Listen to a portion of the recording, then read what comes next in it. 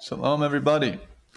Welcome back to the Baal HaSulam's Matan Torah with commentary by Rebbe Avraham Morechai Gottlieb. We'll be referring to as the Rebbe Shlita. We are on the top of page 90, section 13.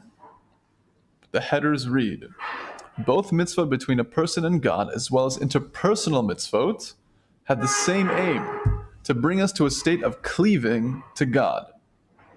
And no difference is sensed in a true act of selfless love, whether the act's object is God or a person.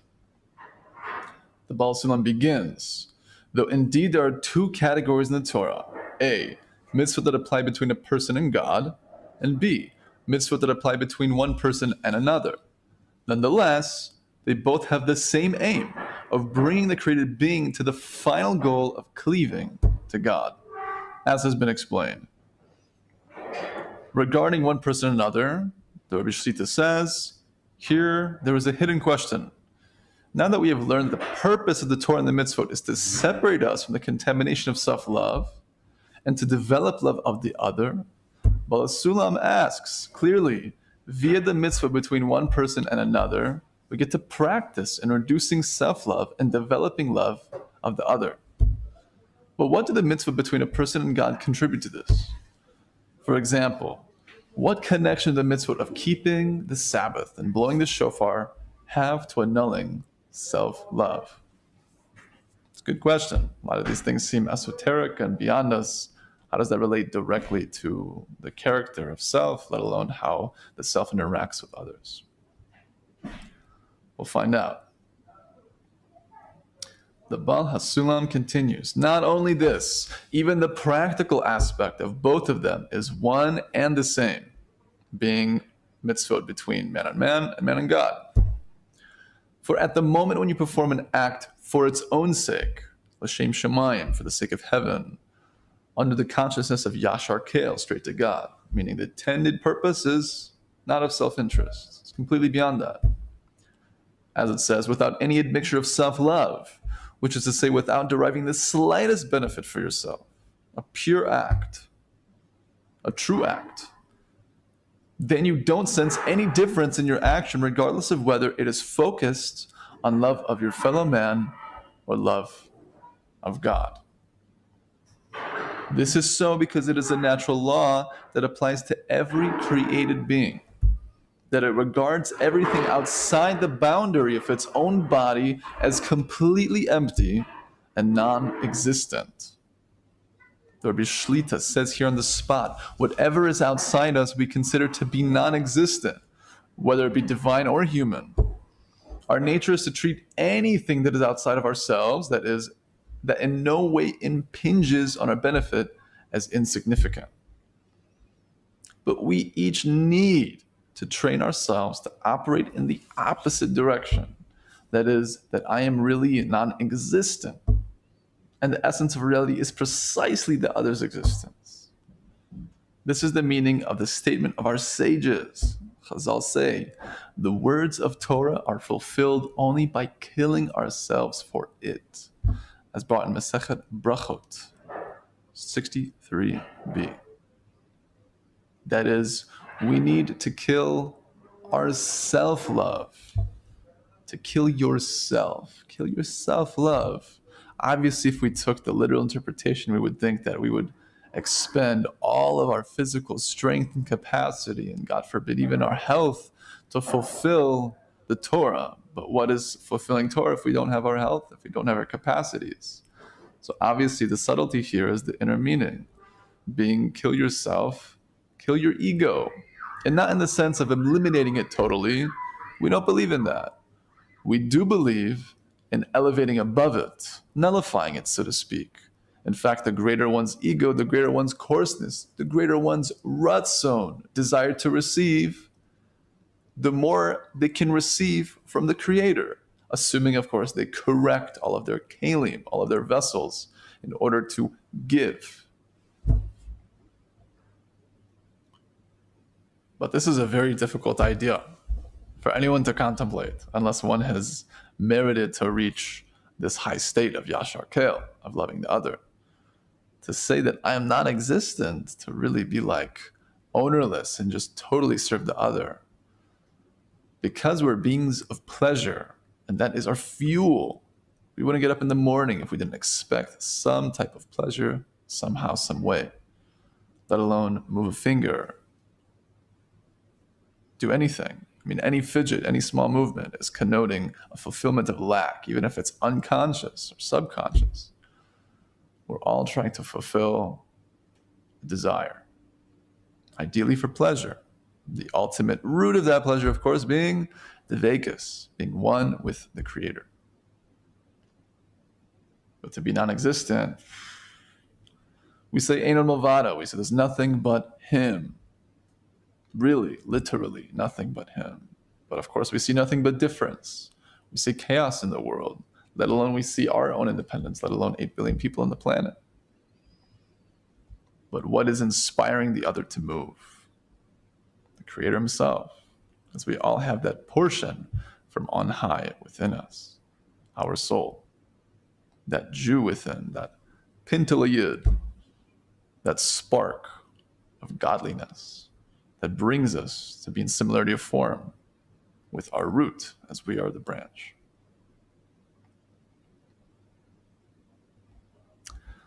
Let's try to understand some more. The Rabbi Shlita continues. From this we can see that there's absolutely no difference between the two categories of mitzvot. For what difference does it make if you annul yourself before another person or you annul yourself before God? The orientation is identical. To annul oneself and make the other significant, whether the other be a person or God. And the translator adds, if by ignoring myself, interest, I don't work on the Shabbat, with only the intention of enabling the fulfillment of the Creator's purpose of creation, then I have indeed annulled myself. And this is the same way that I annul myself when I ignore my self-interest in order to help a friend achieve a goal. It's the practice of nullifying oneself, the practice of mivataling in Hebrew. Something as simple as, let's say, you want to go for your lunch break and someone asks for help and you nullify yourself and you say, okay, I'm very hungry. I'll wait another 10 minutes. I'll have to help out this person. Nullify your needs before someone else's. How much more so when we have families and we have to sacrifice energy and sleep and so much money to uphold and build a family, and how much we give and have to nullify practically for the other. The Creator puts us in a situation, the obligations of our relationships with others, to train us in order to nullify ourselves. Because if we can nullify ourselves and remove the self, so to speak, then Hashem, the Creator within, that soul, comes out. Now, these words can be mistaken to say that this philosophy is somehow against the notion of self-love. So much of this is talking about nullifying self-love, removing self-love, being above self-love. But the difference between self-love of the secular world today, the New Age communities, that is the love of serving the self as opposed to serving the other. When we come to the state of serving the other out of a place of true, authentic self-love, meaning, I was created by the Creator.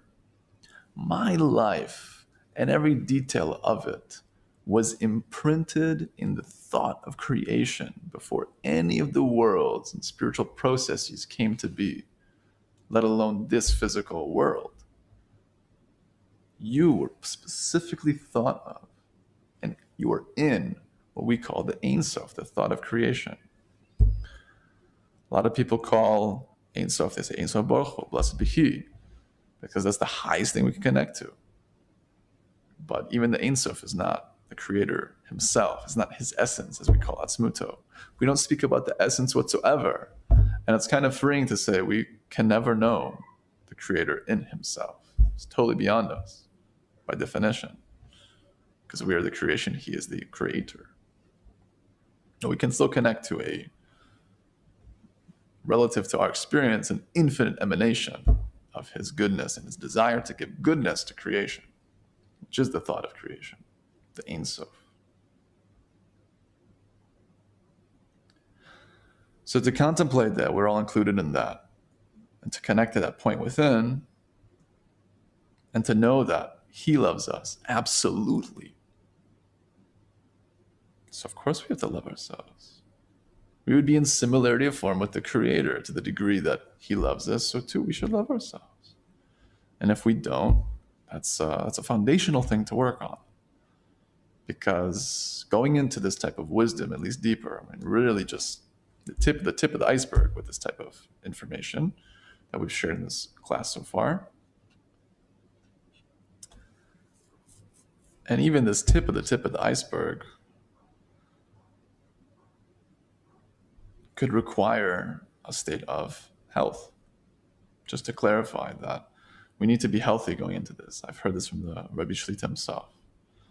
And that goes with any type of religiosity to begin with. Unfortunately, some people look to some type of cultural or religious community or philosophy in order to fix or heal their problems. But that's not getting it at the core.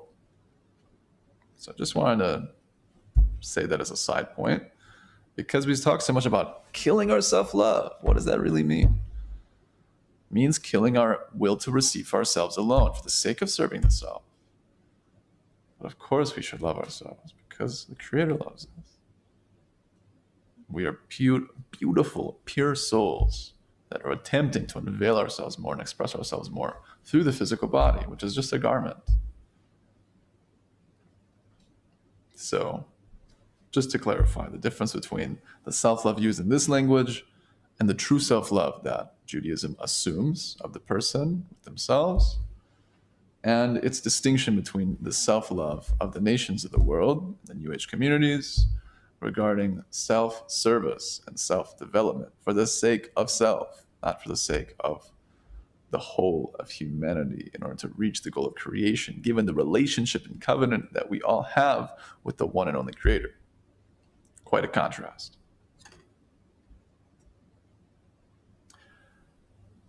To continue, Rabbi Shlit says, from this we can see that there's absolutely no difference between the two categories of mitzvot. For what difference does it make if you annul yourself before another person or you annul yourself before God? The orientation is identical. To annul oneself and to make the other significant, whether the other be a person or God. If by ignoring my self-interest I don't work on the Shabbat, with only the intention of enabling the fulfillment of the Creator's purpose for creation, then I've indeed annulled myself. And this is the way that I annul myself when I ignore my self-interest in order to help a friend achieve a goal. I already read that. Hope you like the review. But I would like to say on that note that it all comes down to intention. It's all relative. How much more so, I mean, if we can designate, at least back in the times of the temple, a particular piece of produce or an animal and sanctify it as a sacrifice for the Beit HaMikdash, for the Holy Temple, for services. If we can do that with our minds, how much more so to have the intent when we're actually involved in a mitzvah, involved in an opportunity the Creator gave us in order to refine ourselves. Amazing. And as a quick side note regarding offerings, in case those who are listening might not be so familiar with the traditions of old, of Judaism, regarding sacrifices. In short, korbanos in Hebrew comes from the language of karov. It's still hard for me to connect just because it's so separated from our generation, this notion of korbanos and bringing animals of different types and species, male, female, a mix of them all, bulls, rams, sheep, and the like, and elevate them to the Creator. So because korbanos come from karov, it's from the language of closeness, meaning when we give such a sacrifice, we are to imagine with our consciousness, with our intention, that this animal is supposed to be me. And of course, assuming a person is an empathic individual, has some type of feeling for this animal's potential pain. On the other side, you're giving the animal the highest opportunity to elevate itself for the service of holiness. Sure, if the animal could think of what it could prefer and how it could prefer to leave this world and make its own corrections, since all levels of reality have their own corrections, and we're the ones who are making that in reality. So I would think that animal's pretty happy. I just want to clarify that for those who might be listening and are not so familiar, because it is, relative to our generation, an alien concept. So I just wanted to explain that, there's a deep dynamic of consciousness and trying to elevate it in our humility of what should have happened to us, but rather out of the Creator's mercy, we can bring this animal in order to go about this particular spiritual process, which is much, much, much deeper than what I just explained, but that's the short version. Back in the Baal HaSulam's words, from the note of 69, second paragraph on the bottom of page 90. This is so because it is a natural law that applies to every created being, that it regards everything outside the boundary of its own body as completely empty and non-existent.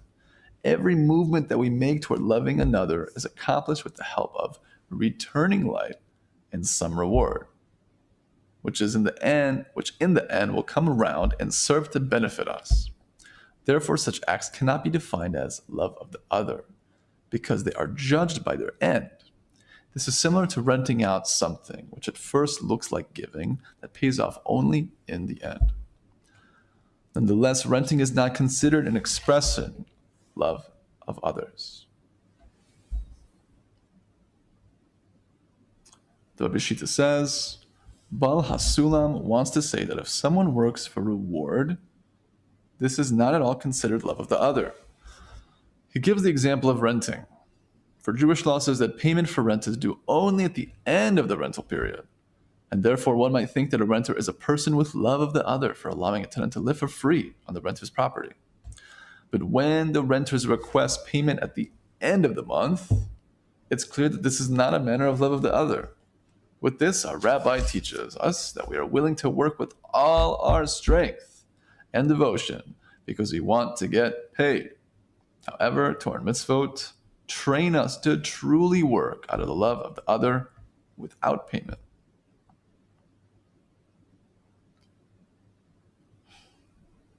And regarding this, there is no difference between the interpersonal mitzvot and the mitzvot between a person and God.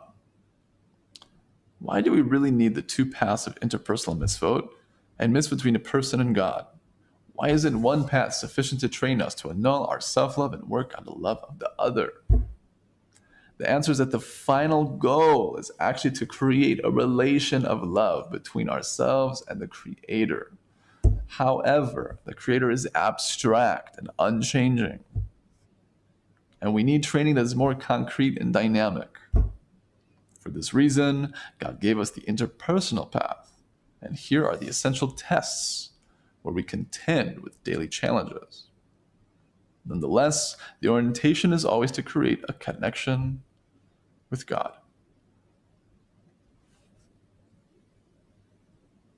So we see here that the more important thing, even though both mitzvahs between man and man and God are the same relative to us because they both have to do with something outside of ourselves, there's a beautiful idea brought by the Rebbe Shlit as quoted in a work, which again is a free PDF download that you can find the link to in the description. KabbalahArt.com has a section of several books that are free PDF downloads as introductions to this wisdom. So the Rebbe Shlit says, an amazing thing to meditate on. He says, imagine there are no people in the world other than yourself. Everyone else is actually God, clothed as people.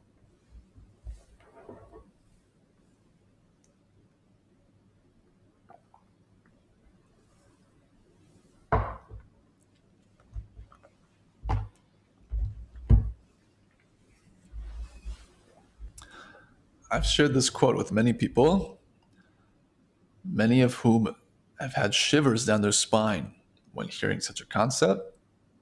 Others thought it was cool. Everyone connects to it in different ways, understandably so.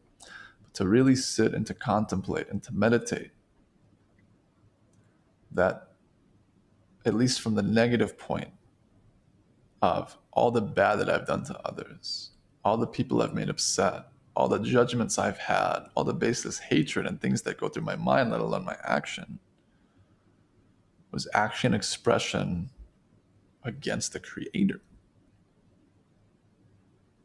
It's a reason why when we go to bed, we have a particular list of supplications and prayers from the bedtime Shema. And primary part of it is forgiveness. We say that we forgive anyone and everyone for all that they've done, not only in this lifetime, but even in past lifetimes, in order that we rest with a sense of peace. And such feelings and words themselves are corrections, they're tikkunim, because so much of the darkness in the world is from our baseless hatred and our lack of love. And sometimes that comes as simple as something from the mind. Sometimes even more so than the action, which is hard to understand, but there's an idea to that.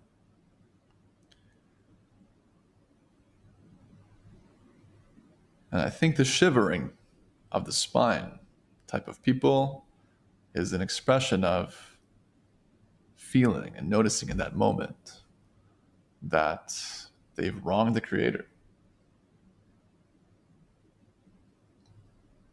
And the bitter truth is that at this very moment, we're all in the palace of the Creator.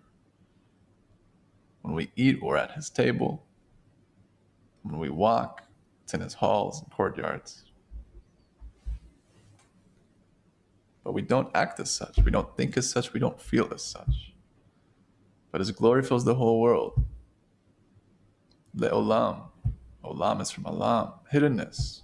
His glory fills all the hiddenness. Not just the whole world, but literally, because everything that's hidden from us too, He's right behind it, even in this very moment.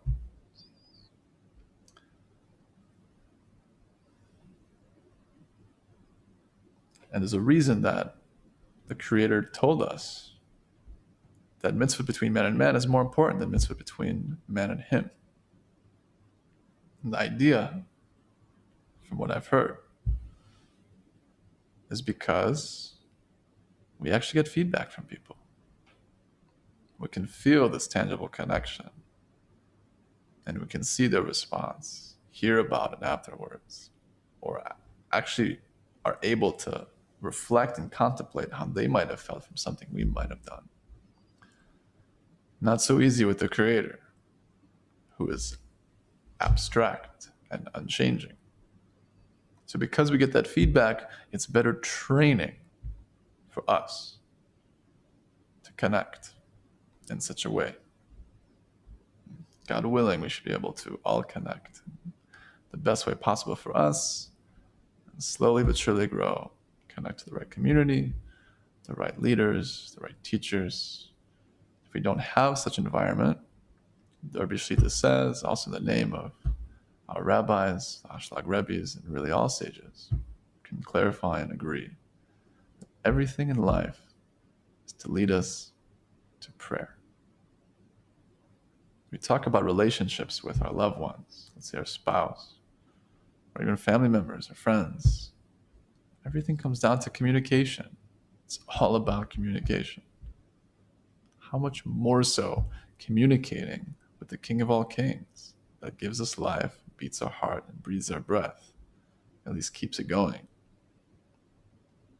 It should inspire us to reach out more and attempt to communicate with the faith, with the strength of will to know, as Chazal tell us, our sages tell us, that He hears all prayer.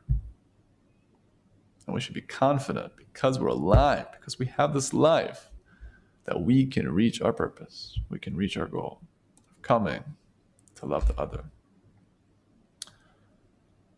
Let's end here. We're in the middle of page 92. We're going to clarify next class some more ideas regarding the nations of the world and how they actually are referring to the inner nations, our aspects that we receive for ourselves alone, and how that plays out in our attempt to do acts of kindness and love the other.